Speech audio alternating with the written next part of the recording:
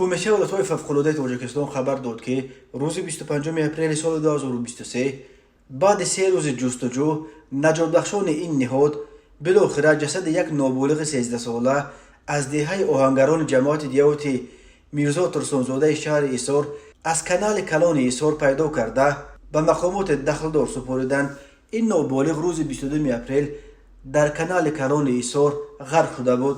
به اطلاع کمیته ولایت‌های فوق‌العاده جسد او را 7 کیلومتر پایانتر از مکان حادثه پیدا کردند. در هفته جاری در تاجیکستان علکی 4 نابالغ غرق شدند. کمیته ولایت‌های فوق‌العاده تاجیکستان خبر داد که روز 23 اپریل سال 2023 در 3 گوشه گوناگون جمهوری، ناحیه‌های ورزاب و یوون و در شهر بوستان مرکز ناحیه مشچا 3 نابالغ، پسر بچه 14 ساله در شهر بوستان، دخترچه 12 ساله در ناحیه یوون و پسر بچه 13 ساله در ورزاب غرق شدند. این در حالی است که موسم آببازی در جمهوری هنوز رسما شروع نشده است.